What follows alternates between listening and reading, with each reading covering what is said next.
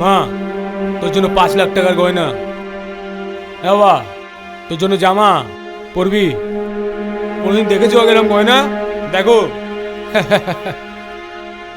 ও আমার দরকার নেই।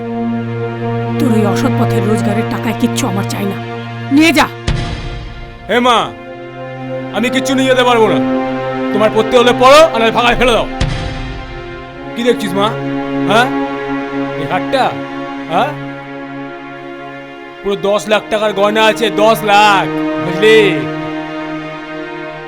আর এই যে এই ঘোড়া দেখছো, এটার দাম জানো কত? পুরো 5 পেটি ফরেনের মাল। এর মধ্যে কি আছে জানিস মা? দানা আছে, দানা। যার ওপর ইচ্ছা ধরো আর টেনে দাও, পুরো খাল্লাস। দেখো সুমিত্রা, দেখো তোমার ছেলের উন্নতি হয়েছে।